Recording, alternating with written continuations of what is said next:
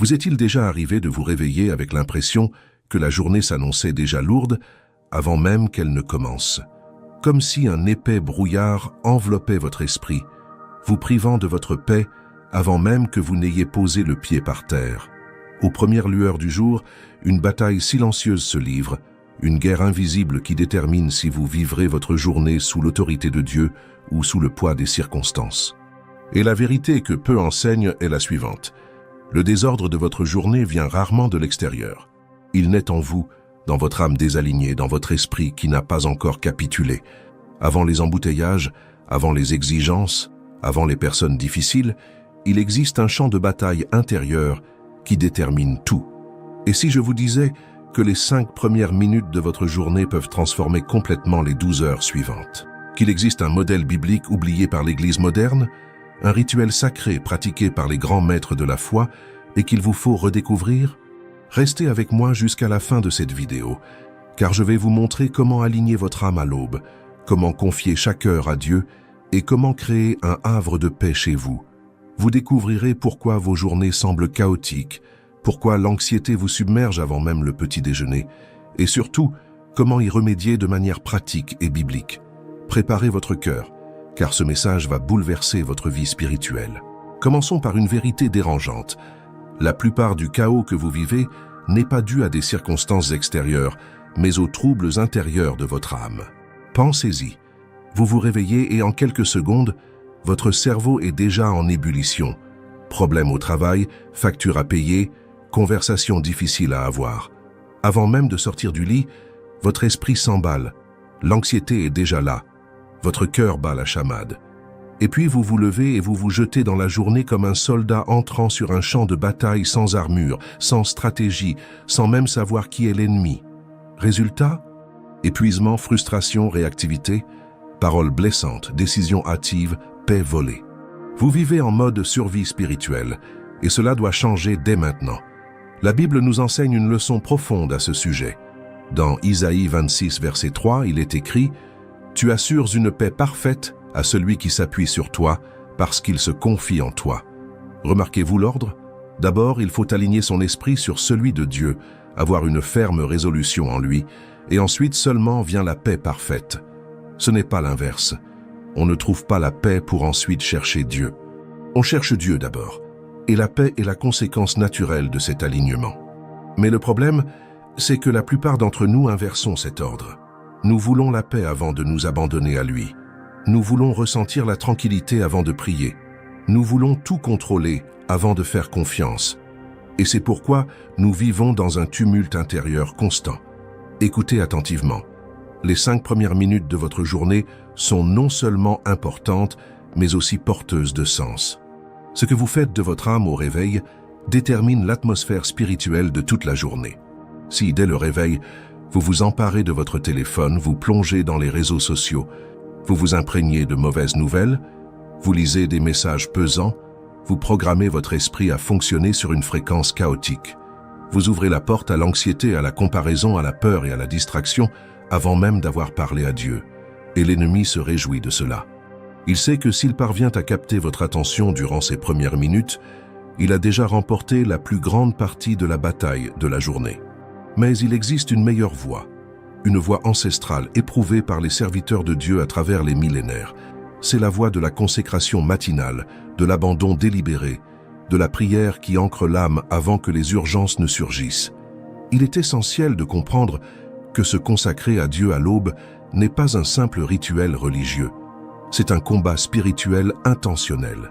C'est dire, Seigneur, avant que quiconque ne s'adresse à moi aujourd'hui, je veux entendre ta voix. Avant qu'une quelconque exigence ne me sollicite, je m'abandonne à toi. Avant de tenter de maîtriser ma journée, je reconnais que tu es le Seigneur de mon temps, de mon emploi du temps, de mes émotions et de mes pensées.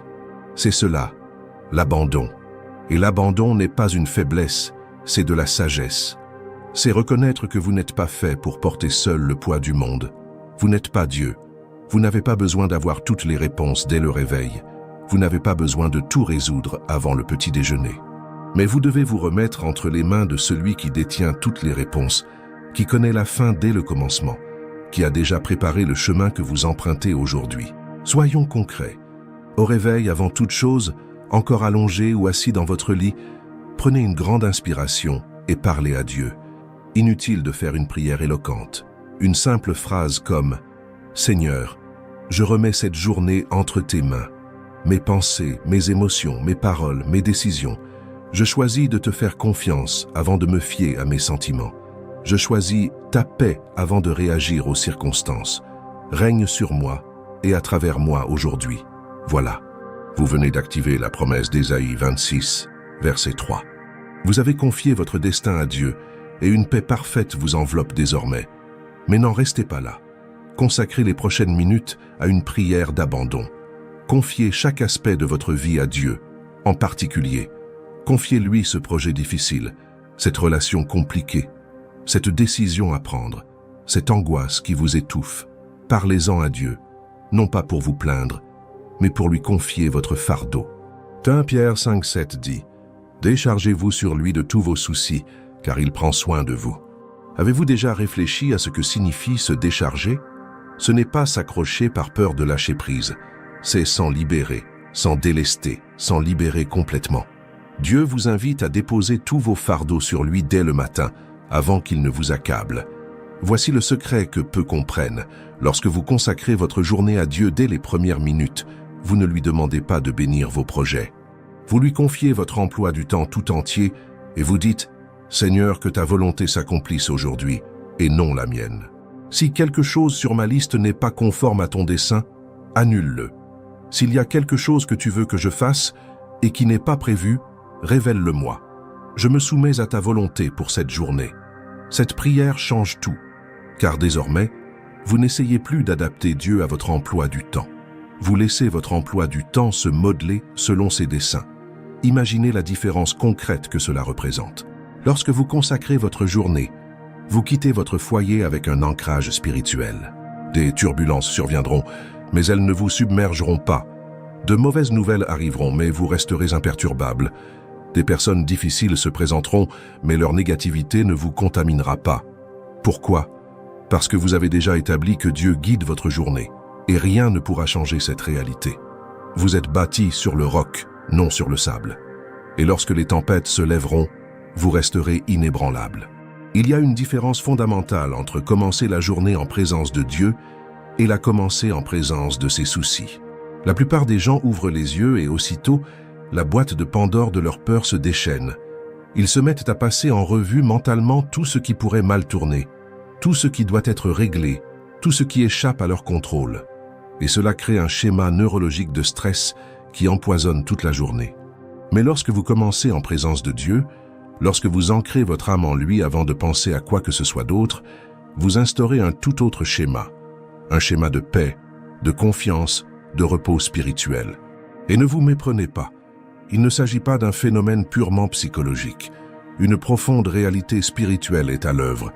Lorsque vous consacrez votre journée à Dieu, vous fermez les portes à l'ennemi et vous les ouvrez au Saint-Esprit. Vous établissez une autorité spirituelle sur les heures à venir. Vous déclarez que cette journée appartient au Seigneur et non au chaos, à l'anxiété ou à la peur. Et le monde spirituel répond à cette déclaration.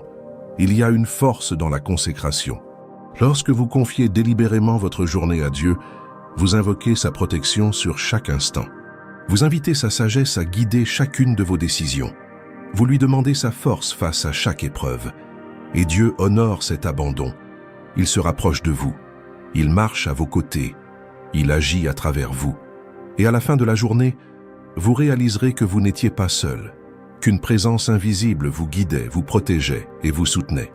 Et ce n'est pas un hasard si les 5 premières minutes sont si cruciales. Des études montrent que le cerveau humain est particulièrement réceptif juste après le réveil. C'est un moment où l'esprit est plus ouvert, moins rigide, plus malléable, et spirituellement c'est encore plus important. L'âme est plus sensible à la présence de Dieu à cet instant. Les défenses sont abaissées, le cœur est plus ouvert. C'est le moment idéal pour que le Saint-Esprit nous parle, nous guide et nous fortifie. Mais si vous gaspillez ces minutes en distraction, vous ratez une précieuse occasion de communion. C'est comme si Dieu frappait à la porte de votre âme tôt le matin, prêt à vous rencontrer, mais que vous soyez trop occupé par votre téléphone, les actualités ou vos soucis pour répondre. Et puis l'occasion se referme, et vous passez le reste de la journée à essayer de renouer ce lien qui aurait pu être établi plus tôt. J'ai maintenant besoin de vous enseigner quelque chose que la culture gospel moderne a oublié: le pouvoir du silence sacré.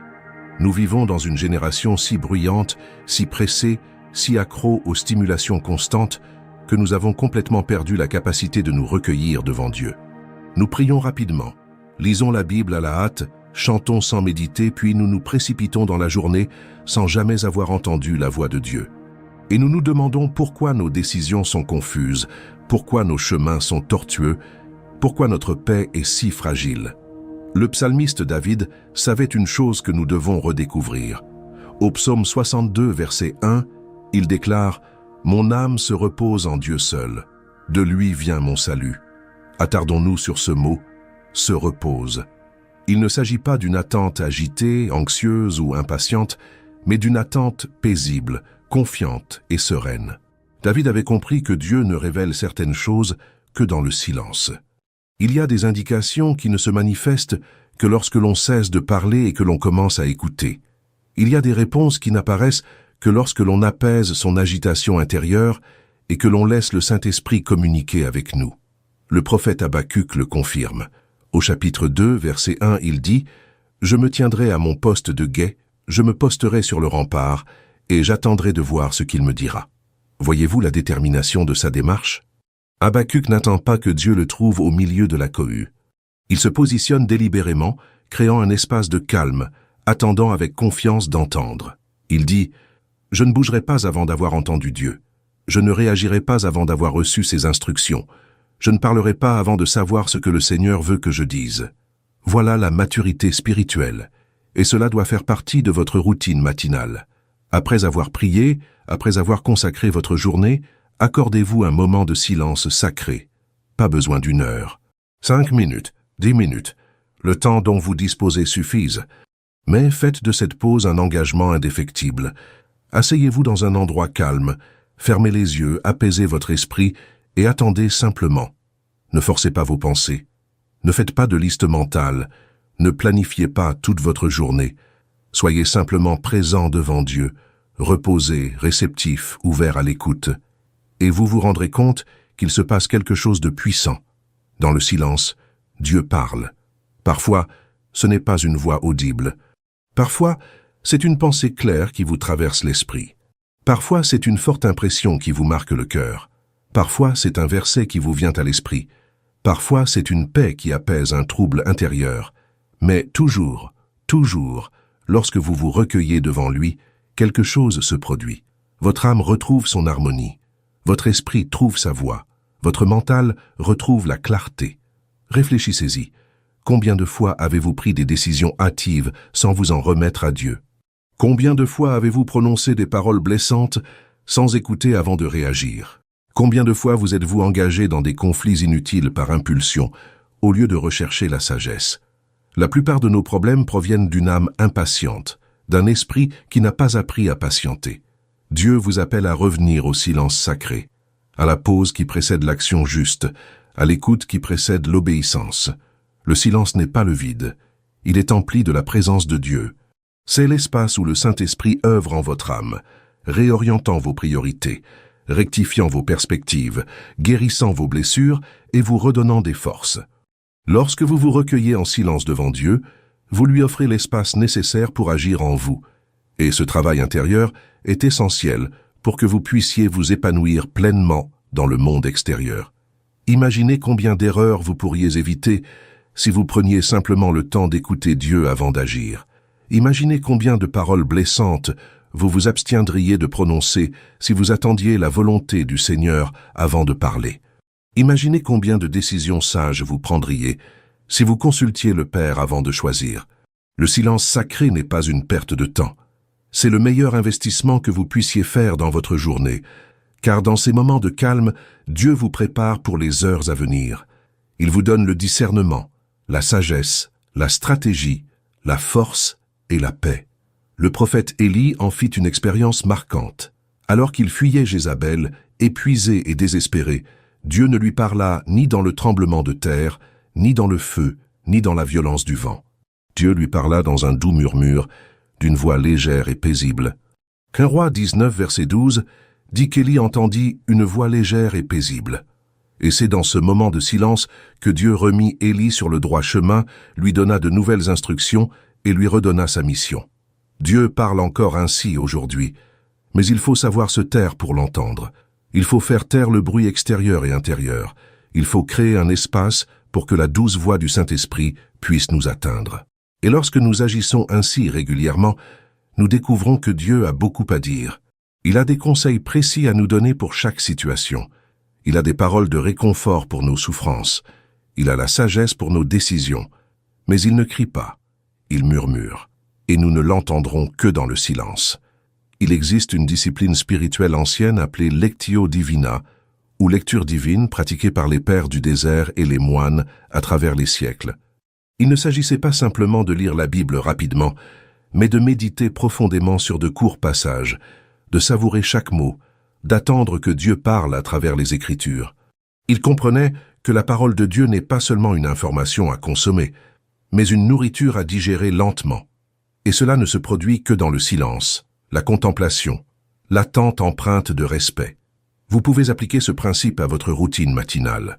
Au lieu de parcourir rapidement 3 chapitres, lisez lentement un verset. Méditez-le. Laissez-le vous imprégner. Demandez au Saint-Esprit ce qu'il souhaite vous révéler à travers ce verset précis. Et puis, attendez. Dans le silence, Dieu vous dévoilera des profondeurs de sens que vous ne percevriez jamais si vous étiez pressé. Il y a quelque chose de profondément transformateur à se recueillir devant le Père avant d'agir. Jésus le faisait. Marc 1, verset 35 dit « Très tôt le matin, alors qu'il faisait encore nuit, Jésus se leva, sortit de la maison et se rendit dans un endroit isolé où il pria. » Voyez-vous le schéma? Jésus, le Fils de Dieu, le Verbe incarné, celui qui détenait toute puissance et toute autorité, ne commençait pas sa journée sans chercher le Père. Il n'agissait pas sans avoir prié. Il n'enseignait pas sans avoir écouté. Il ne guérissait pas sans avoir médité. Et si Jésus étant Dieu avait besoin de ce temps avec le Père, combien plus en avons-nous besoin? Jésus vivait selon le principe de la contemplation avant l'action. Il l'affirme clairement dans Jean 5, 19. Le Fils ne peut rien faire de lui-même. Il ne fait que ce qu'il voit faire au Père, car tout ce que le Père fait, le Fils le fait aussi. C'est révolutionnaire. Jésus n'agissait pas sous l'impulsion de la nature humaine. Il ne réagissait pas aux exigences de la foule. Il ne suivait aucun précepte religieux. Il vivait en parfaite harmonie avec le Père, ne faisant que ce qu'il voyait faire au Père. Et le seul moyen pour lui de percevoir cela était de passer du temps en communion, en prière, en contemplation. Et Dieu vous appelle à ce même mode de vie, non pas à l'activisme évangélique qui vous épuise et vous laisse vide, non pas à la frénésie religieuse qui produit beaucoup de bruit mais peu de fruits, mais à une vie d'intimité avec Dieu qui engendre des actions réfléchies, des paroles justes et des décisions sages. Lorsque vous vous tournez vers le Père avant d'agir, vous ne gaspillez pas votre énergie, vous ne tournez pas en rond, vous ne vous perdez pas dans des activités sans valeur éternelle, vous avancez avec assurance, avec clarté, avec l'onction qui vient de ceux qui ont connu Dieu. Et cela a des conséquences pratiques profondes dans votre vie. Vous cessez de vivre comme un pompier éteignant des incendies et commencez à vivre comme un architecte bâtissant avec sagesse. Vous cessez de réagir à tout ce qui arrive et commencez à répondre depuis un lieu de paix intérieure. Vous cessez d'être contrôlé par les circonstances et commencez à exercer une maîtrise spirituelle sur elles. Et les gens autour de vous remarquent la différence. Ils sentent qu'il y a quelque chose de différent chez vous. Une stabilité, une confiance, une paix qui ne dépend pas des circonstances favorables. Cela se produit parce que vous ne vivez plus superficiellement, mais depuis les profondeurs de votre esprit, unis à l'Esprit de Dieu. Et lorsque vous agissez depuis cette profondeur, les vagues superficielles vous affectent moins. Les tempêtes font rage, mais vous restez ancrés. Les vents soufflent, mais vous n'êtes pas déracinés, car vos racines sont fermement enracinées dans le Seigneur. Il existe un récit dans l'évangile de Jean, au chapitre 5, qui illustre parfaitement ce principe. Jésus guérit un homme à la piscine de Bethesda, et lorsque les chefs religieux l'interpellèrent, il leur expliqua « En vérité, je vous le dis, le Fils ne peut rien faire de lui-même. Il ne fait que ce qu'il voit faire au Père, car tout ce que le Père fait, le Fils le fait aussi. Jésus ne se contentait pas de répéter des gestes religieux, il était en communion constante avec le Père, l'observant, l'écoutant, le suivant. C'est pourquoi ses actions étaient toujours justes, toujours opportunes, toujours efficaces. Imaginez votre vie si vous viviez ainsi. Si chaque décision était précédée d'une communion avec Dieu, si chaque parole était guidée par la sagesse divine, si chaque action découlait d'une profonde intimité avec le Père, vous ne seriez pas parfait, mais vous seriez efficace. Vous ne réussiriez pas toujours, mais vous auriez raison bien plus souvent. Et si jamais vous commettiez une erreur, vous vous en remettriez vite, car votre lien avec Dieu serait intact. Et ce n'est pas tout. Prendre le temps de contempler le Père avant d'agir vous protège aussi d'un des pièges les plus dangereux de la vie chrétienne moderne, l'activisme sans l'onction. Nombreux sont les croyants qui agissent pour Dieu, mais sans sa présence. Ils sont occupés, mais improductifs. Actifs, mais inefficaces. Ils travaillent dur, mais sans fruits durables. La raison est simple, ils ont négligé la communion.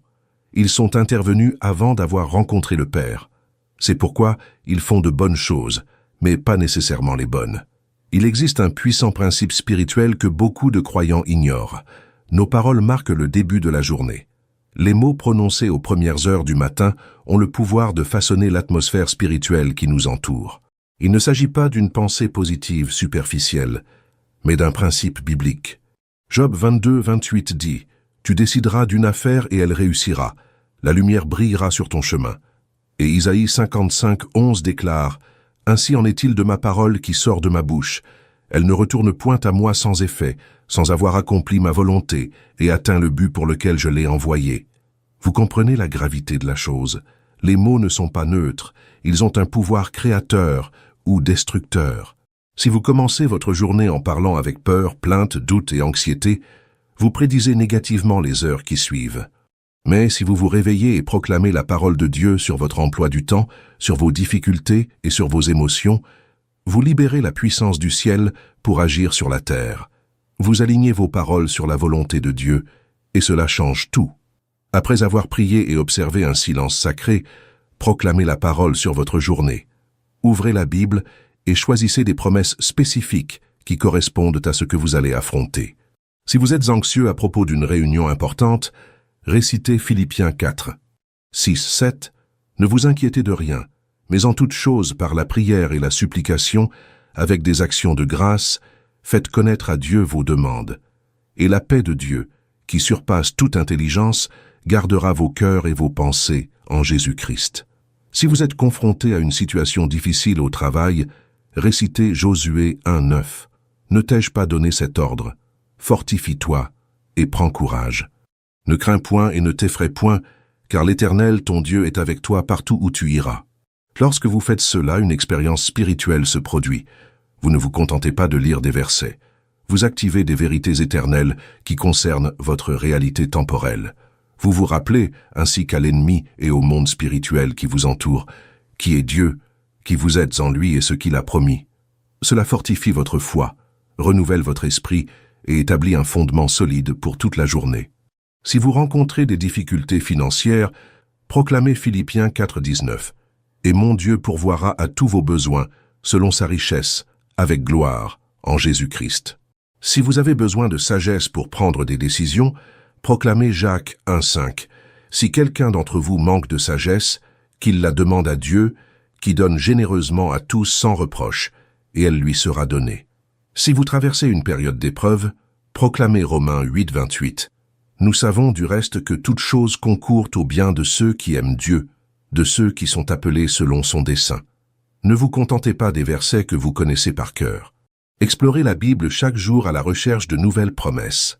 Chaque situation que vous rencontrez a une parole de Dieu qui lui correspond. Chaque problème a une promesse divine. Chaque épreuve a une déclaration de victoire que l'Écriture vous offre.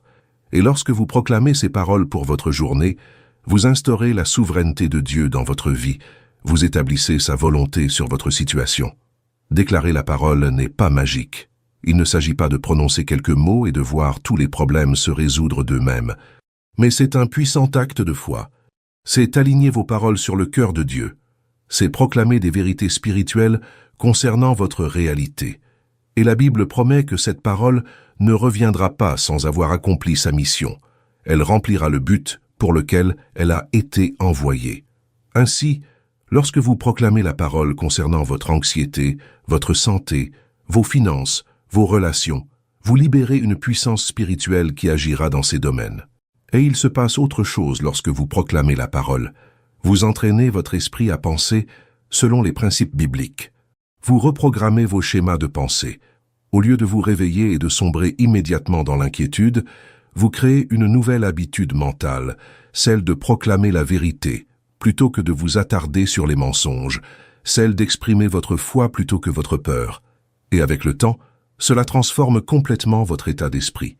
Le livre des Proverbes, chapitre 18, verset 21, renforce ce principe. La mort et la vie sont au pouvoir de la langue. Ceux qui l'aiment en mangeront les fruits.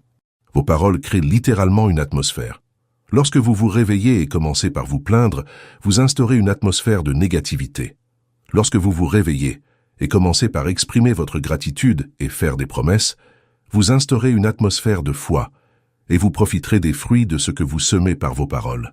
Imaginez combien votre vie serait différente si chaque matin vous vous réveillez en déclarant « Voici le jour que le Seigneur a fait, qu'il soit pour moi un sujet de joie et d'allégresse. » Ou encore « Le Seigneur est mon berger, je ne manquerai de rien. » Ou bien « Car Dieu ne m'a pas donné un esprit de timidité, mais un esprit de force, d'amour et de sagesse. » Ces déclarations ne sont pas des techniques de développement personnel déguisées en christianisme. Ce sont des vérités bibliques qui, proclamées avec foi, libèrent une force spirituelle dans votre vie. Le livre d'Esther recèle une histoire fascinante qui illustre le pouvoir des mots. Lorsqu'Aman fit construire un gibet pour y pendre Mardochée, il prophétisait sa mort. Mais le roi Assuérus honora Mardochée et cette déclaration changea tout. Ce qui était voué à la destruction se transforma en gloire. Et finalement, c'est Aman lui-même qui fut pendu au gibet qu'il avait fait bâtir. Les mots ont le pouvoir de renverser le cours des destins, de transformer l'atmosphère, d'ouvrir de nouvelles voies. Maintenant, je veux vous enseigner quelque chose qui transformera votre vie spirituelle à la maison. Aménager un autel. Non pas un autel physique en pierre comme dans l'Ancien Testament, mais un lieu de rencontre avec Dieu, un espace consacré, un coin sacré chez vous où vous vous réunissez chaque jour avec le Seigneur. L'Exode 33, verset 7, parle de Moïse dressant une tente de la rencontre hors du camp. Et c'est là que le Seigneur descendait et lui parlait face à face. Moïse avait un lieu précis où il rencontrait la présence de Dieu, et cela faisait toute la différence. Vous en avez besoin de la même chose. Peu importe la taille de votre maison, que vous ayez une pièce dédiée à la prière ou simplement un coin du salon. L'important est de vous réserver un lieu et de dire « Voici mon lieu de rencontre avec Dieu. Ici je prie, ici je lis la parole, ici je m'abandonne à lui, ici j'écoute sa voix. » En agissant ainsi régulièrement, ce lieu s'imprègne de sa présence. Vous commencez à ressentir la différence en y arrivant. Votre âme reconnaît qu'il s'agit d'un lieu consacré, ce qui facilite votre communion avec Dieu. Ce lieu n'a pas besoin d'être sophistiqué. Un fauteuil confortable près d'une fenêtre, un tapis dans votre chambre, un banc dans votre jardin. L'important n'est pas l'objet, mais l'intention spirituelle. Vous dites, ici en ce lieu je rencontre l'Éternel. Ici je dépose mes fardeaux. Ici je reçois sa direction. Ici je suis fortifié. Et Dieu honore cet engagement. Il vous y retrouve chaque jour, fidèle à ce rendez-vous que vous avez pris avec lui. Tout au long de l'Ancien Testament, un schéma se répète. Les serviteurs de Dieu érigeaient des autels. Abraham en érigea dans divers lieux où il voyageait. Isaac fit de même. Jacob érigea un autel à Béthel après avoir rencontré Dieu en songe. Ces autels étaient des marqueurs matériels de rencontres spirituelles.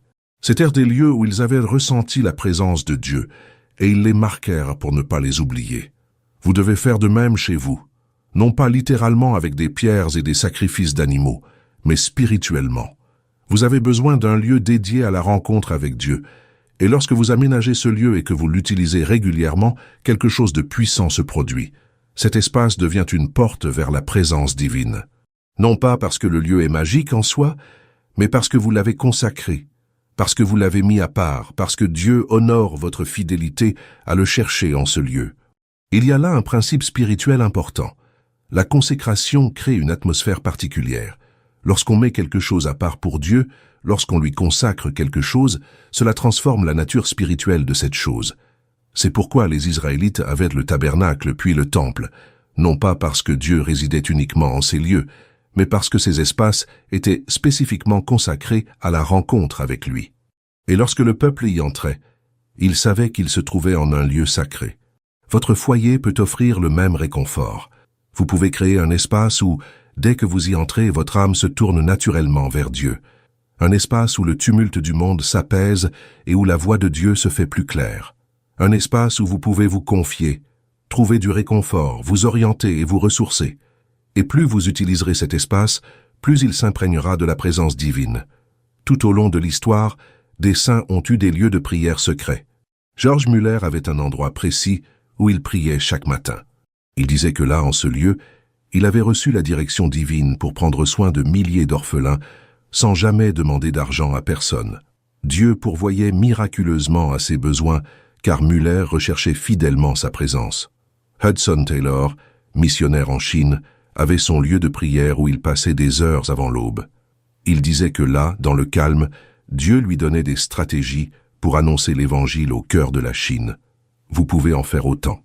Votre hôtel personnel peut devenir le lieu le plus puissant de votre foyer, le lieu où se produisent les miracles, où se révèlent les stratégies, où se renouvelle la force, où l'on intercède, où l'on remporte des victoires avant même d'entrer dans la bataille. Voici une pratique puissante tirée directement des Écritures. Inscrivez la parole sur les montants et les poteaux de votre maison.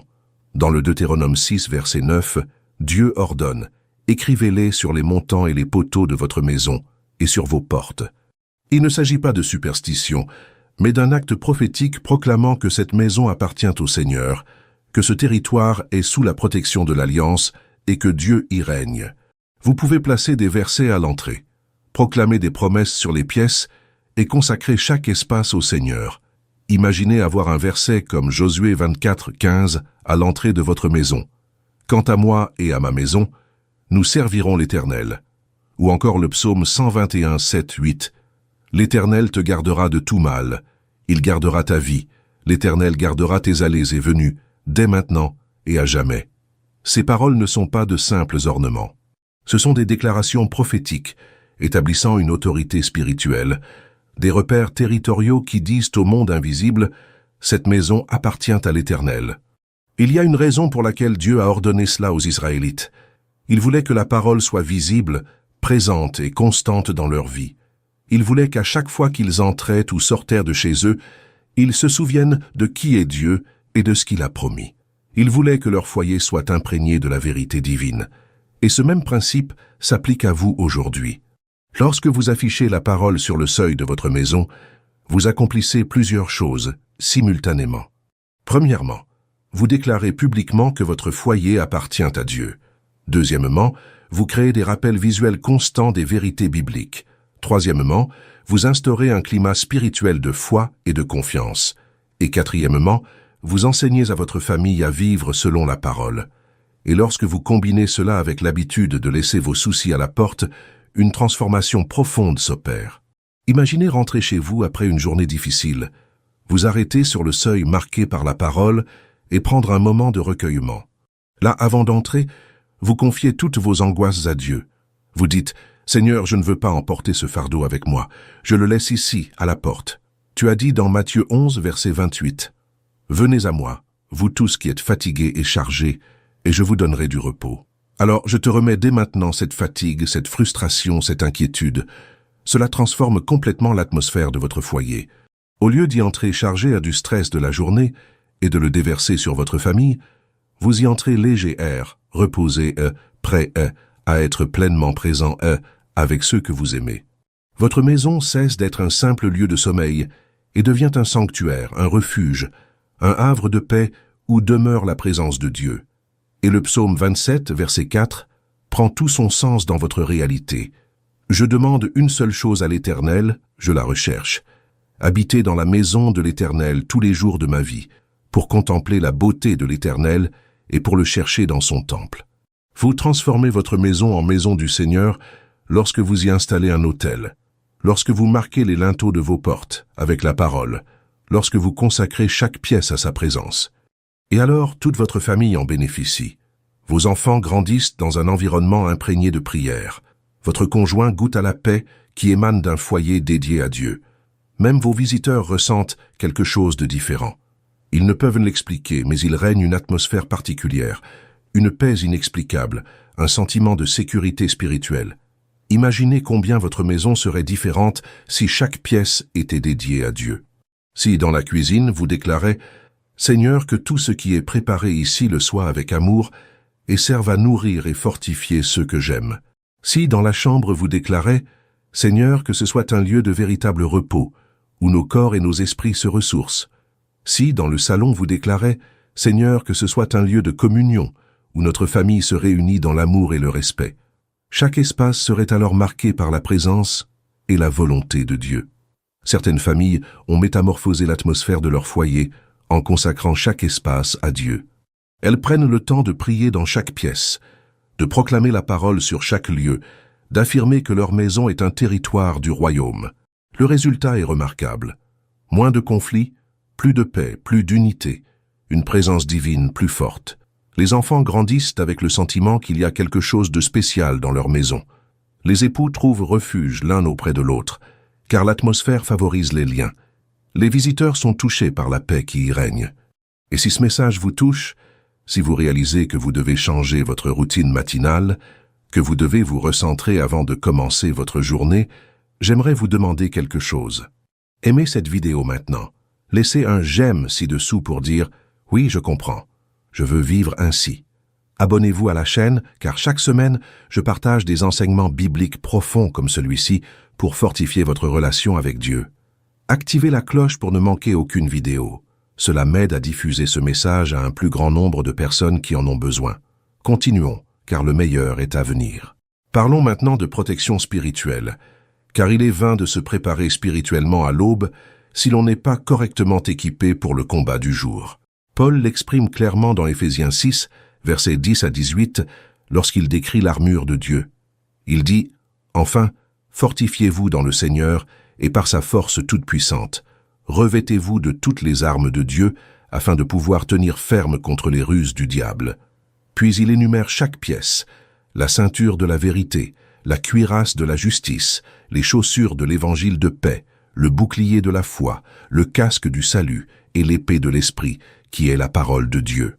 Il ne s'agit pas d'une métaphore poétique, mais d'une réalité spirituelle. Une guerre invisible fait rage autour de vous chaque jour, et vous devez être correctement équipé pour ne pas en être atteint. Ainsi, après avoir consacré cette journée, après avoir proclamé la parole, revêtez l'armure. Vous pouvez le faire littéralement, en disant à haute voix « Seigneur, je me ceins de la vérité. Je choisis de marcher dans l'intégrité aujourd'hui. Je revêts la cuirasse de la justice. Je ne me souillerai pas par le péché, et je ne laisserai pas l'injustice me dominer. Je me revêts de la ferveur de l'évangile de paix. Où que j'aille aujourd'hui, j'apporte la paix, et non la confusion. Poursuivez. Je lève le bouclier de la foi pour éteindre tous les traits enflammés du malin. Mensonges, tentations, pensées négatives ne me nuiront pas. Je revêts le casque du salut. Mon esprit est protégé. Mon identité est en sécurité en Christ. Et je manie l'épée de l'esprit, qui est la parole de Dieu, prête à faire usage dans toute situation que je rencontre aujourd'hui.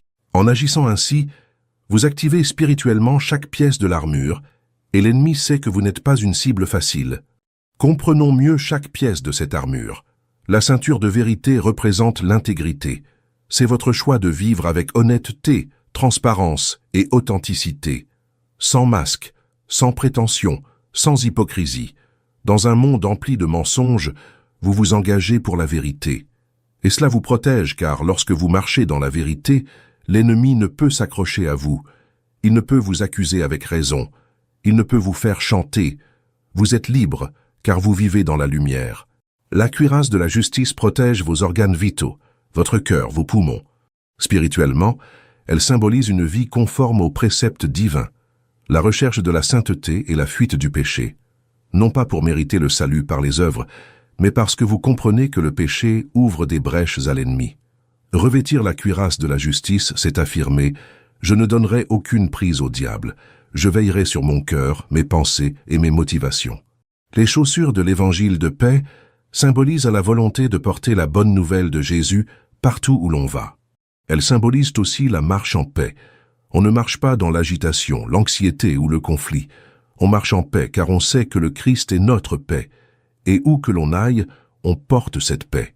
On ne se laisse pas ébranler par les circonstances. On demeure stable, ancré, serein. Le bouclier de la foi est votre défense active contre les attaques de l'ennemi. Les traits enflammés sont les pensées de doute, de peur, de condamnation et de tentation. Et vous éteignez ces traits par la foi. Lorsqu'une pensée de peur survient, levez le bouclier et dites « Non, je crois en Dieu. Il prend soin de moi. » Lorsqu'une pensée de condamnation survient, levez le bouclier et dites « Non, il n'y a aucune condamnation pour ceux qui sont en Jésus-Christ. » La foi est votre bouclier qui vous protège des attaques mentales et émotionnelles de l'ennemi. Le casque du salut protège votre esprit, vos pensées, votre identité. Lorsque vous savez qui vous êtes en Christ, lorsque vous êtes assuré de votre salut, l'ennemi ne peut vous troubler quant à votre identité. Il ne peut vous faire douter de l'amour de Dieu. Il ne peut vous faire remettre en question votre appartenance véritable au Seigneur. Vous le savez, vous êtes affermis. Votre esprit est protégé. L'épée de l'esprit est la seule arme offensive de l'armure. Toutes les autres pièces sont défensives, mais l'épée est faite pour attaquer. Et cette épée, c'est la parole de Dieu. Lorsque Jésus fut tenté dans le désert, il utilisa la parole pour repousser toutes les attaques de Satan. « Il est écrit, dit-il. » Et l'ennemi battit en retraite. Vous avez la même arme à votre disposition. Face à la tentation, proclamez la parole. Face au mensonge, proclamez la vérité des Écritures. La parole est vivante, efficace, plus tranchante qu'une épée à double tranchant. Il est important de comprendre que l'armure n'est pas quelque chose qu'on enfile une fois pour toutes. C'est un choix quotidien. Chaque matin, il faut enfiler consciemment chaque pièce, car les attaques sont quotidiennes. Les tentations sont constantes. Les pressions sont continues. Et si vous n'êtes pas protégé, vous serez touché. Mais en enfilant délibérément l'armure chaque jour, vous vous mettez en position de vaincre. Imaginez un soldat partant à la guerre sans armure. Il serait rapidement éliminé. Mais lorsqu'il est pleinement équipé, que chaque partie vitale est protégée, que ses armes sont en main, il peut affronter l'ennemi avec confiance. Il en va de même spirituellement. Revêtu de l'armure de Dieu, vous n'avez rien à craindre. Vous êtes protégé. Vous êtes équipé. Vous êtes prêt. Ce n'est pas un hasard si Paul a utilisé l'analogie du soldat romain pour décrire l'armure spirituelle. Les soldats romains étaient réputés pour leur discipline, leur préparation méticuleuse et le fait qu'ils ne partaient jamais au combat sans être préparés. Ils vérifiaient chaque pièce de leur armure, affûtaient leurs épées et s'entraînaient sans relâche. C'est pourquoi ils étaient pratiquement invincibles. Paul nous dit « Soyons semblables spirituellement. Ne soyons pas négligents, ne soyons pas insouciants. Revêtons l'armure complète. Ne laissons aucune zone sans protection. Mais voici un point souvent négligé. Le plus grand combat n'est pas contre des forces extérieures, mais contre sa propre langue. Jacques 3, versets 5 et 6 dit « De même, la langue est un petit membre du corps, et pourtant elle se vante de grandes choses. Voyez comme une petite étincelle peut embraser une grande forêt. La langue est un feu, un monde d'iniquité parmi les membres du corps. Elle souille tout le corps, elle enflamme le cours de la vie et elle est elle-même enflammée par la géhenne. Te rends-tu compte de la gravité de la situation? Ta langue a le pouvoir de détruire les relations, de corrompre l'environnement, d'ouvrir les portes de l'enfer. Et si tu ne la maîtrises pas, toute ta vie spirituelle est compromise. Tu peux prier le matin, faire des promesses, revêtir l'armure spirituelle, mais si, durant la journée, tu prononces des paroles blessantes, si tu te plains sans cesse, si tu colportes des rumeurs, si tu mens, si tu maudis, tu détruis tout ce que tu as bâti spirituellement. C'est pourquoi le psaume 141, verset 3, devient une prière essentielle. « Seigneur, mets une garde à ma bouche, veille sur la porte de mes lèvres. » Il est important de demander chaque jour à Dieu de nous aider à maîtriser nos paroles, car nous ne pouvons y parvenir seuls. Jacques lui-même affirme que la langue est un mal incontrôlable, mais, guidés par le Saint-Esprit, nos paroles peuvent devenir un instrument de bénédiction, d'édification et de vie. Et cela a des implications concrètes sur vos relations. En maîtrisant vos paroles, vous devenez une autre personne au travail, à la maison, à l'église. Au lieu de semer la discorde, vous devenez un instrument de paix. Au lieu de blesser par vos mots, vous devenez quelqu'un qui réconforte et encourage. Colossiens 3:12 dit « Ainsi donc, comme des élus de Dieu, saints et bien-aimés, revêtez-vous de compassion, de bonté, d'humilité, de douceur et de patience. » Ce n'est pas une option, c'est un commandement biblique. Il est essentiel de comprendre que la manière dont vous traitez votre entourage est le reflet direct de votre vie spirituelle intérieure. Si vous êtes en harmonie avec Dieu le matin, mais que vous vous montrez dur envers les autres durant la journée, il y a un problème. Si vous prônez la paix dans votre vie, mais que vous semez la discorde autour de vous, il y a un décalage. La véritable transformation spirituelle se manifeste toujours dans les relations. Et la Bible est claire. Vous devez vous revêtir de compassion, de bonté, d'humilité, de douceur et de patience. Ce sont les vertus spirituelles qui doivent imprégner vos interactions avec autrui. Et cela ne signifie pas être faible ou passif. Cela signifie avoir la force de répondre avec grâce plutôt que de réagir avec colère. Cela signifie avoir la maîtrise de soi, de ne pas dire tout ce que l'on pense. Cela signifie aimer les gens même lorsqu'ils ne le méritent pas. Car c'est ainsi que le Christ vous a aimé. Alors que vous étiez pécheur, il est mort pour vous. Alors que vous étiez un ennemi, il vous a réconcilié. Et maintenant, il vous appelle à vivre ce même amour radical dans vos relations quotidiennes. Imaginez combien de conflits pourraient être évités si vous maîtrisiez vos paroles. Combien de blessures pourraient être épargnées si vous choisissiez des paroles d'édification plutôt que de critique. Combien de relations pourraient être restaurées si vous demandiez pardon rapidement au lieu de laisser l'orgueil vous dominer. La langue a ce pouvoir. Le chapitre 18 des Proverbes, verset 21 dit « La mort et la vie sont au pouvoir de la langue. Ceux qui l'aiment en mangeront les fruits. » Vos paroles peuvent donner la mort ou la vie, le poison ou la guérison, la destruction ou la construction. Le choix vous appartient. Voici un détail important.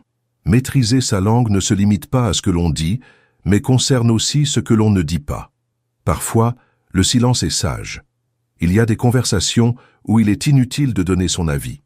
Il y a des conflits auxquels il n'est pas nécessaire de participer. Le livre des Proverbes, 17-28, dit « Même un insensé passe pour sage s'il se tait, et pour intelligent s'il retient sa langue. » Parfois, la chose la plus efficace que l'on puisse faire est tout simplement de se taire. Combien de fois avez-vous regretté d'avoir dit des choses sous le coup de l'émotion? Combien de fois avez-vous souhaité pouvoir revenir en arrière et effacer des mots prononcés? La vérité, c'est que c'est impossible. Une fois prononcés, les mots ont une vie propre. Ils pénètrent les cœurs, blessent, créent des plaies. Et même si vous vous excusez ensuite, la marque reste. C'est pourquoi il est si important d'apprendre à maîtriser sa langue avant de parler et non après. Et le meilleur moyen d'y parvenir est de remplir son cœur de la parole de Dieu. Car Jésus a dit dans Luc 6,45 « L'homme bon tire de bonnes choses du bon trésor de son cœur, et l'homme mauvais tire de mauvaises choses du mauvais trésor de son cœur, car c'est de l'abondance du cœur que la bouche parle. Si votre cœur est rempli d'amertume, vos paroles seront amères. S'il est rempli de critiques, vos paroles seront critiques. Mais s'il est rempli de la parole de Dieu, de bonté et de compassion, vos paroles reflèteront cela. » Voici un exercice pratique. Avant de parler, surtout dans les moments de tension, posez-vous 3 questions. Premièrement, est-ce vrai? Deuxièmement, est-ce nécessaire? Troisièmement, est-ce bienveillant? Si la réponse à l'une de ces questions est non, alors abstenez-vous. Ce simple filtre peut vous éviter bien des problèmes et préserver des relations précieuses. Il existe un autre aspect crucial du langage qu'il nous faut aborder, les commérages. La Bible considère les commérages comme un péché grave. Proverbe 16-28 dit « L'homme pervers suscite la discorde, et le calomniateur divise les amis. » Et Proverbe 26-20 dit « Sans bois, le feu s'éteint, sans calomnie, la querelle s'apaise. » Les commérages sont comme un feu. Ils se propagent rapidement, détruisent les réputations, brisent la confiance et divisent les communautés. Et nombreux sont les croyants qui y participent sans même en mesurer la gravité. Vous devez prendre un engagement. Ne médisez de personne dans son dos. Si vous avez un problème avec quelqu'un, adressez-vous directement à cette personne. Si vous entendez quelqu'un médiser d'une autre personne, ne participez pas. Changez de sujet, ou mieux encore prenez la défense de la personne absente. Faites-vous connaître comme quelqu'un qui ne colporte pas de rumeurs, qui ne participe pas à des conversations destructrices et qui protège la réputation d'autrui. Je souhaite maintenant vous amener à considérer votre travail sous un angle totalement différent. La plupart des croyants font une distinction erronée entre le sacré et le profane. Ils pensent que la prière est sacrée, mais que le travail est profane. Que le culte est spirituel, mais que les tâches quotidiennes sont terrestres. Or, la Bible réfute catégoriquement cette séparation. Colossiens 3,23 dit « Tout ce que vous faites, faites-le de tout votre cœur, comme pour le Seigneur, et non pour des hommes. » Voyez-vous le changement de perspective? Votre travail ne se résume pas à payer des factures. C'est un acte de culte. C'est un service spirituel rendu à Dieu. Quand on comprend cela, tout change. On ne va plus au bureau par simple obligation, mais comme un fidèle. On n'accomplit plus ses tâches à la légère, mais avec excellence, car on le fait pour Dieu. On ne travaille plus seulement pour plaire à son supérieur, mais comme si Jésus était notre guide direct, attentif à chaque détail, chaque attitude, chaque parole. Et cela élève nos performances à un tout autre niveau. Le livre des Proverbes, chapitre 22, verset 29, dit « Vois-tu un homme habile dans son travail? Il servira les rois, il ne servira pas les gens de peu de valeur. » L'habileté, l'excellence et la diligence ne sont pas seulement des qualités professionnelles. Ce sont des vertus spirituelles. Dieu se réjouit lorsque vous donnez le meilleur de vous-même, lorsque vous êtes fiable, lorsque vous terminez ce que vous entreprenez, lorsque vous abordez chaque tâche avec responsabilité. Et la Bible promet que cette attitude vous ouvrira des portes. Vous serez remarqué, vous serez promu, vous serez appelé à exercer une plus grande influence. Voici l'équilibre à trouver. L'excellence au travail ne doit jamais se faire au détriment de la dépendance à Dieu. On ne peut se fier uniquement à ses propres compétences humaines. Il faut travailler avec diligence, mais toujours en s'appuyant sur le Saint-Esprit. Jean 15,5 l'affirme clairement, « Sans moi, vous ne pouvez rien faire. » Quel que soit votre talent, votre expérience ou vos capacités, si vous n'êtes pas unis à la vigne, qui est le Christ, votre travail ne portera pas de fruits éternels.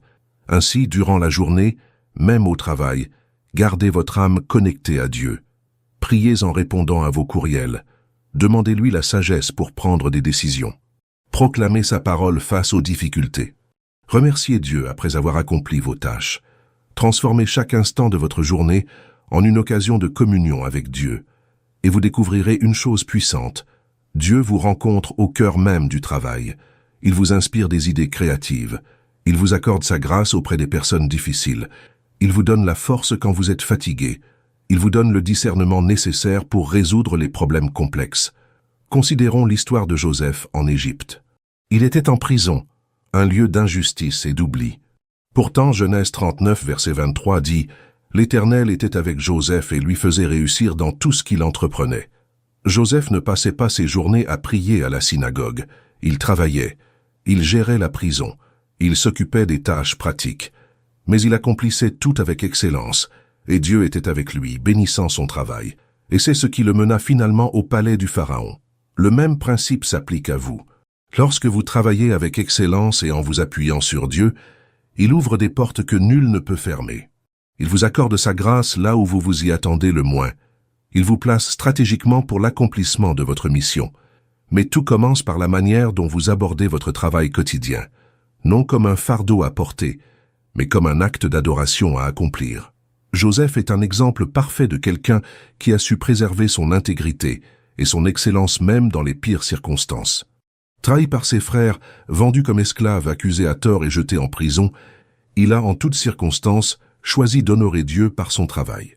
Il n'a pas fait de sa situation un prétexte à la médiocrité. Il n'a pas dit « Je ne suis qu'un esclave, alors je me contenterai des travaux forcés ». Non, il a tout fait avec excellence et Dieu l'en a honoré. Et lorsque le moment de la promotion de Joseph arriva enfin, il était prêt. Il n'eut pas à improviser. Il s'y était déjà exercé chez Potiphar et en prison. Il n'eut pas à apprendre à rester intègre sous la pression. Il avait déjà été mis à l'épreuve et approuvé. Dieu se servit de chaque épreuve pour préparer Joseph au palais. Et il en est de même pour vous. Chaque défi que vous rencontrez aujourd'hui au travail vous prépare à quelque chose de plus grand demain. Et ce n'est pas tout. En adoptant cet état d'esprit, vous devenez un artisan de paix dans votre milieu professionnel. Romains 12, 18 dit « Autant que cela dépend de vous, vivez en paix avec tous ». Remarquez la sagesse de cette instruction. Paul ne dit pas que vous pourrez vivre en paix avec tout le monde, car certains ne le souhaitent tout simplement pas. Mais il dit « Autant que cela dépend de vous, faites votre part. Ne soyez pas une source de conflit. Ne propagez pas de rumeurs. Ne semez pas la discorde. Soyez celui ou celle qui recherche l'harmonie. Soyez celui ou celle qui écoute avant de juger. Soyez celui ou celle qui pardonne rapidement. Soyez celui ou celle qui encourage au lieu de critiquer. Soyez celui ou celle qui aide au lieu de rivaliser. Et vous constaterez que, même dans des environnements toxiques, vous pouvez manifester la présence de Dieu d'une manière qui transforme l'atmosphère. Non pas par des paroles religieuses imposées, mais par des attitudes qui reflètent le caractère du Christ. Et c'est là une puissante forme d'évangélisation. Nombreux sont ceux qui se rapprocheront de Dieu, non pas parce que vous avez prêché, mais parce qu'ils auront vu le Christ vivant en vous, à travers votre travail et vos relations avec autrui. Daniel en est un parfait exemple. Il vivait en terre païenne, au service d'un roi idolâtre, entouré d'un peuple qui adorait de faux dieux.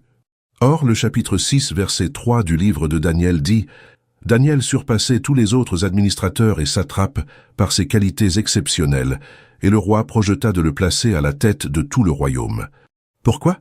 Parce que Daniel travaillait avec excellence. Il était fiable, il était intègre, il honorait Dieu en tout ce qu'il faisait. Et c'est ce qui le distinguait au sein d'une culture corrompue. Tu peux être le Daniel de ton lieu de travail. Tu peux être cette personne qui se distingue non par l'autopromotion, mais par une excellence discrète. Cette personne en qui tous ont confiance, car elle tient ses promesses. Cette personne qui apporte la paix, car elle ne s'adonne ni au commérage, ni aux jeux politiques. Cette personne qui inspire les autres, car elle est différente. Et lorsqu'on te demandera quel est ton secret, tu auras l'occasion de témoigner du Dieu qui te fortifie, qui te guide, qui agite à travers toi. Et voici un point essentiel. Œuvrer pour le bien de Dieu, c'est bien plus que se contenter du strict minimum. C'est aller au-delà des attentes. C'est surprendre par son dévouement, son souci du détail et sa disponibilité. Et ce n'est pas pour se vanter ou rechercher la reconnaissance humaine. C'est parce qu'on comprend qu'on œuvre pour un seul public, Dieu. Et il voit tout. Il observe chaque effort et il récompense. L'Évangile selon Matthieu, au chapitre 25, relate la parabole des talents, où Jésus enseigne la gestion responsable et la récompense. Les serviteurs qui ont fait preuve de fidélité dans la gestion de leurs biens ont été promus, mais celui qui, par peur, a enterré son talent a été réprimandé. La leçon est claire. Dieu attend de vous que vous utilisiez judicieusement ce qu'il vous a confié. Cela inclut vos compétences professionnelles, votre temps, votre énergie et vos opportunités. En travaillant avec excellence, vous êtes un fidèle intendant de ce que Dieu vous a confié. Et ce n'est pas tout. Une récompense éternelle attend ceux qui travaillent fidèlement. Dans la première épître aux Corinthiens, chapitre 3, versets 13 et 14, il est dit « Son œuvre sera manifestée, car le jour la fera connaître. Elle sera révélée par le feu, et le feu éprouvera la qualité de l'œuvre de chacun. Si l'édifice subsiste, celui qui l'a bâti recevra une récompense. Votre travail n'est pas vain, il a une valeur éternelle lorsqu'il est accompli pour la gloire de Dieu. Et un jour, vous serez récompensé pour chaque effort fidèle, pour chaque tâche accomplie avec excellence, pour chaque instant où vous avez choisi d'honorer Dieu par votre travail. Nous en arrivons maintenant à l'un des aspects les plus difficiles de la vie chrétienne pratique. Lâcher prise. Nous sommes des êtres naturellement enclins au contrôle. Nous voulons tout savoir, tout planifier, tout prévoir, tout garantir, et cela engendre une anxiété constante, car en réalité on ne contrôle presque rien. On ne contrôle pas la circulation, on ne contrôle pas les décisions des autres, on ne contrôle pas l'économie, on ne contrôle pas les imprévus. Et plus on essaie de contrôler, plus on devient anxieux et frustré. Mais Dieu vous appelle à un changement radical de vie.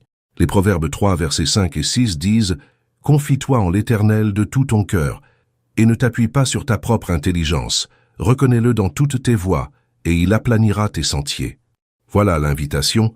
Cessez de vous fier uniquement à ce que vous comprenez et commencez à vous fier à l'œuvre de Dieu, même lorsque vous ne la voyez pas. Cessez de vouloir contrôler votre destin et reconnaissez que Dieu est souverain sur chaque détour, chaque retard, chaque situation imprévue. Cela ne signifie pas qu'il ne faut pas planifier. Cela signifie planifier avec ouverture d'esprit, prêt à s'adapter lorsque Dieu nous guide.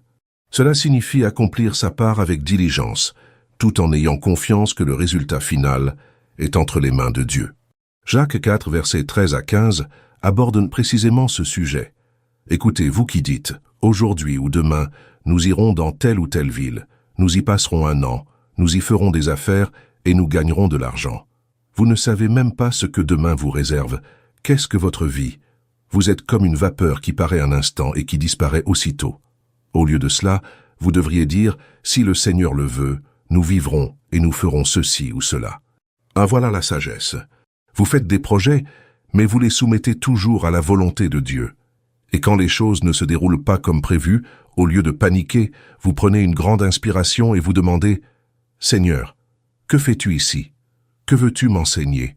Comment me guides-tu » Cette attitude de soumission constante vous garde en paix, même au cœur du chaos, car vous savez que Dieu est souverain et que toute chose concourt au bien de ceux qui l'aiment. Romains 8, 28 est un point d'ancrage dans les moments d'incertitude.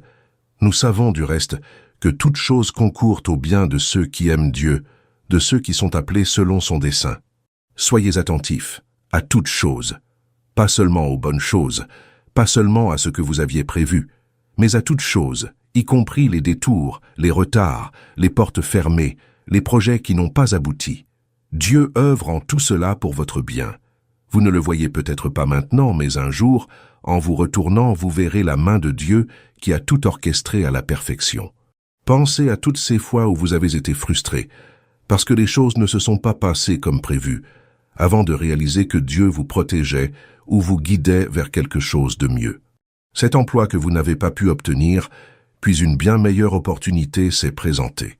Cette relation qui s'est terminée, et aujourd'hui, vous remerciez Dieu car vous avez rencontré quelqu'un de bien plus compatible.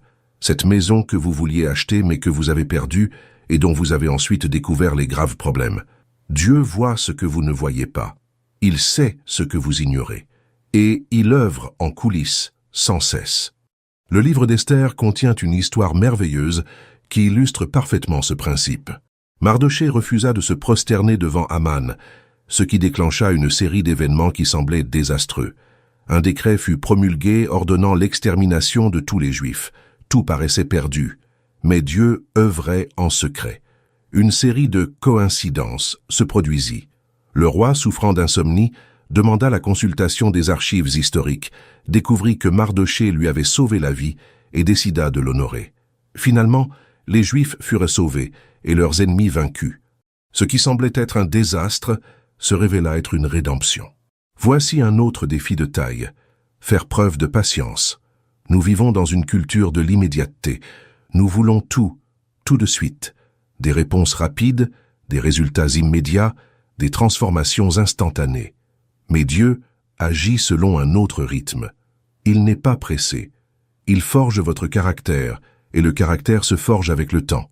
Il vous prépare à quelque chose de plus grand, et la préparation exige un processus. Il accomplit ses promesses dans votre vie, mais en son temps, et non au vôtre. Ésaïe 40, verset 31 dit « Mais ceux qui espèrent en l'Éternel renouvellent leurs forces. Ils prennent leur vol comme les aigles, ils courent et ne se lassent point, ils marchent et ne se fatiguent point. » Voyez-vous la promesse ici? Elle n'est pas pour ceux qui s'efforcent désespérément de forcer les choses. Elle est pour ceux qui espèrent en l'Éternel.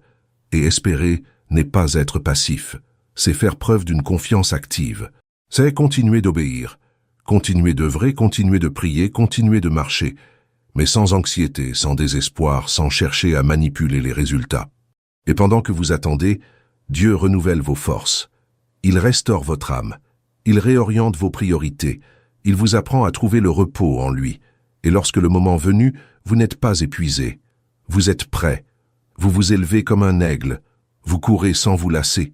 Vous marchez sans faiblir, car vous avez appris à vous en remettre au Seigneur, et cela a tout changé. Considérons l'histoire d'Abraham. Dieu lui avait promis un fils, mais des années s'écoulèrent avant la naissance d'Isaac.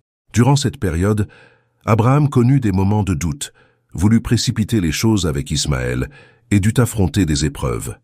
Mais Dieu œuvrait en lui, le façonnant, le préparant à devenir le Père des nations. Et lorsque le moment fut venu, la promesse s'accomplit d'une manière qui ne pouvait être attribuée qu'à Dieu. Nul homme ne pouvait s'en attribuer le mérite. Ce fut l'œuvre entièrement divine. Il en va de même pour vous. Les promesses de Dieu pour votre vie s'accompliront en temps voulu. Et pendant que vous attendez, ne gaspillez pas ce temps à vous plaindre ou à douter. Utilisez-le pour grandir, mûrir, approfondir votre relation avec Dieu. Utilisez-le pour développer les qualités dont vous aurez besoin lorsque la promesse sera accomplie. Car souvent, Dieu ne tarde pas à tenir ses promesses. Il attend que vous soyez prêts à les recevoir. Il y a une différence entre attendre passivement et attendre activement. Attendre passivement, c'est rester les bras croisés et ne rien faire. Attendre activement, c'est continuer d'obéir, de progresser, de se préparer, tout en ayant confiance dans le timing divin. C'est comme un athlète qui s'entraîne pour une compétition importante. Il ne sait pas exactement quand aura lieu le jour J, mais il continue de s'entraîner, de se préparer et de se renforcer. Et lorsque le jour arrive, il est prêt. David en fit l'expérience. Oint roi, alors qu'il était encore adolescent, il n'accéda au trône que bien des années plus tard. Durant cette période, persécuté par Saül, il dut fuir, vécut dans des grottes et affronta des dangers constants. Mais il ne chercha pas à forcer l'accomplissement de la promesse. Il attendit le moment voulu par Dieu. Et lorsque ce moment arriva, il était prêt. Il avait été éprouvé, purifié et préparé. Et il devint l'un des plus grands rois d'Israël. Romains 12:2 nous offre une autre clé puissante. Ne vous conformez pas au monde présent, mais soyez transformés par le renouvellement de votre intelligence, afin que vous puissiez discerner la volonté de Dieu, ce qui est bon, agréable et parfait. Renouveler son esprit est essentiel, car depuis des années, il est conditionné par des schémas mondains. Anxiété, impatience, besoin de contrôle, peur, comparaison, sentiment de manque. Et maintenant, Dieu vous appelle à reprogrammer votre esprit avec les vérités bibliques. Paix, patience, confiance, foi, contentement, abondance. Ce renouveau ne se produit pas d'un coup. C'est un processus quotidien. Il s'agit de choisir chaque jour de remplacer les pensées négatives par la parole de Dieu. Il s'agit de saisir chaque pensée et de la soumettre à Christ, comme il est dit dans 2 Corinthiens 10:5. Il s'agit de décider de ne plus accepter les mensonges de l'ennemi et de commencer à vivre selon les vérités de Dieu. Lorsque votre esprit est renouvelé, tout change. Vous cessez d'être dominé par vos émotions et commencez à vivre selon la vérité. Vous cessez de réagir aux circonstances et commencez à répondre par la foi. Vous cessez d'être victime de la vie et commencez à marcher victorieusement en Christ. Car la victoire est déjà acquise. Jésus a déjà triomphé sur la croix. L'ennemi a déjà été vaincu. Vous ne combattez pas pour gagner. Vous combattez en vous appuyant sur la victoire déjà acquise. La première épître de Jean chapitre 5 verset 4 dit « Car quiconque est né de Dieu triomphe du monde, et la victoire qui triomphe du monde, c'est notre foi. Vous avez déjà triomphé, non pas par votre propre force, mais parce que vous êtes en Christ, non pas par votre perfection, mais parce qu'il est parfait, non pas parce que vous pouvez tout faire par vous-même, mais parce que celui qui est en vous est plus grand que celui qui est dans le monde. Cette vérité doit pénétrer profondément en vous. Vous n'êtes pas un perdant qui lutte pour survivre. Vous êtes un vainqueur en Christ, vivant dans la victoire qu'il a déjà remportée. Colossiens 2:15 dit de Jésus, « Il a dépouillé les principautés et les pouvoirs, et les a publiquement livrés en spectacle, en triomphant d'eux par la croix. L'ennemi a déjà été vaincu. Vous n'avez pas à le craindre. Il vous suffit de marcher dans l'autorité que Jésus vous a donnée. Et maintenant, vous comprenez pourquoi tout commence à l'aube. Pourquoi les 5 premières minutes sont si cruciales. Pourquoi aligner son âme dès le matin fait toute la différence. Car lorsque vous commencez votre journée en harmonie avec Dieu, consacré, protégé, en proclamant la parole, en revêtant l'armure de la justice, en maîtrisant vos paroles, en travaillant avec excellence, en vous abandonnant à Dieu et en faisant preuve de patience, vous vivez une vie totalement différente de celle du croyant moyen. Vous n'êtes plus à la merci des circonstances. Vous vivez votre journée sous l'autorité du Christ. Vous n'êtes plus ballotté par vos émotions. Vous marchez selon l'esprit. Vous ne vivez plus dans le chaos intérieur. Vous êtes établi dans la paix qui surpasse toute intelligence. Et cela change tout. Vos relations s'améliorent. Votre travail prospère. votre équilibre émotionnel se renforce, votre foi grandit, votre intimité avec Dieu s'approfondit et votre entourage le remarque. Il perçoit quelque chose de différent en vous, une stabilité, une confiance, une paix inexplicable. Et lorsqu'il vous demande quel est votre secret, vous pouvez partager tout ce que vous avez appris d'ici. Vous pouvez leur parler de l'importance de se recentrer à l'aube, du pouvoir du silence sacré, de la proclamation de la parole au quotidien, de l'importance d'ériger un autel chez soi, de revêtir l'armure de Dieu, de maîtriser sa langue, de servir Dieu par le service, de lâcher prise, de cultiver la patience. Imaginez votre vie dans un mois si vous mettiez en pratique tous ces principes. Imaginez-vous vous réveiller chaque jour en paix, passer la journée en présence de Dieu, travailler avec excellence et détermination, traiter les autres avec compassion et amour, rentrer chez vous reposer en Dieu, dormir paisiblement en sachant qu'il est aux commandes. Ce n'est pas un rêve, c'est la vie chrétienne normale que Dieu a prévue pour vous, mais cela exige de la discipline, cela exige un engagement, cela exige de vous le choix, jour après jour, d'aligner votre âme sur celle de Dieu avant de vous abandonner au rythme du monde. Et le plus incroyable, c'est que cette transformation ne dépend pas d'un changement de situation. Vous n'avez pas besoin d'attendre un meilleur emploi, ni que votre mariage s'améliore, ni que votre santé se rétablisse. Vous pouvez commencer là où vous êtes, avec ce que vous avez dès demain. Car cette transformation commence en vous, dans votre âme, dans votre esprit, dans votre relation avec Dieu. Et maintenant, j'aimerais vous entendre. Laquelle de ces pratiques vous a le plus touché? Laquelle allez-vous mettre en pratique dès demain? Rendez-vous dans les commentaires et partagez votre réflexion. Dites-moi ainsi qu'à toute la communauté de cette chaîne ce que Dieu vous a révélé à travers ce message. Car en partageant ce que Dieu fait dans votre vie, vous fortifiez votre propre foi et encouragez ceux qui traversent les mêmes épreuves. Et si vous connaissez quelqu'un qui a besoin d'entendre cela, quelqu'un qui vit dans le chaos, quelqu'un dont l'âme est en désaccord, partagez cette vidéo avec cette personne dès maintenant. Vous pourriez être l'instrument dont Dieu se sert pour transformer une vie. Parfois, il suffit d'entendre la vérité juste au bon moment pour que tout change, et ce moment pourrait être celui de quelqu'un que vous connaissez. Et si vous n'êtes pas encore abonné à la chaîne, abonnez-vous dès maintenant. Activez la cloche pour recevoir une notification à chaque nouvelle vidéo. Chaque semaine, je partage des enseignements bibliques profonds et pratiques comme celui-ci pour fortifier votre relation avec Dieu. Ne manquez aucun message, votre vie spirituelle vous en remerciera. Si cette vidéo vous a plu, n'hésitez pas à la liker. Cela permettra à l'algorithme de la diffuser plus largement auprès de ceux qui en ont besoin. Je voudrais maintenant vous adresser une dernière prière. Père Céleste, je te remercie pour chaque personne qui a regardé cette vidéo jusqu'au bout. Seigneur, tu connais les épreuves que chacun traverse, les combats invisibles, les luttes intérieures, le chaos qui tente de dominer leur âme. Je prie maintenant pour que tu leur donnes la grâce de mettre en pratique ces principes, que demain, à leur réveil, ils se souviennent de te consacrer cette journée, qu'ils observent le silence sacré, qu'ils proclament ta parole, qu'ils revêtent l'armure de Dieu, qu'ils maîtrisent leurs paroles, qu'ils agissent comme un acte d'adoration, qu'ils s'abandonnent à toi, qu'ils fassent preuve de patience. Seigneur, transforme leurs habitudes, change l'atmosphère de leur foyer, accorde-leur la victoire sur l'anxiété, instaure la paix là où règne le chaos, donne-leur de la discipline là où la négligence est présente, fortifie-les là où la faiblesse est présente, apporte la clarté là où la confusion est présente, restaure ce qui est brisé, guérit les blessures, renouvelle la fatigue, et qu'à la fin de chaque journée, ils se couchent en paix, sachant qu'ils ont vécu pour ta gloire, qu'ils voient les fruits de cette harmonie matinale dans tous les aspects de leur vie, que leur famille soit transformée, que leur travail prospère, que leur équilibre émotionnel soit rétabli, que leur foi grandisse abondamment. Au nom de Jésus, Amen.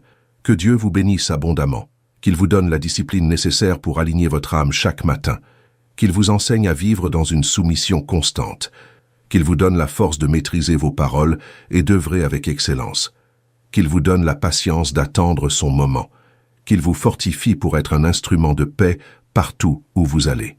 Et puissiez-vous expérimenter jour après jour la paix parfaite qui découle d'une vie en harmonie avec le Créateur. En attendant la prochaine vidéo, que la paix du Seigneur soit avec vous.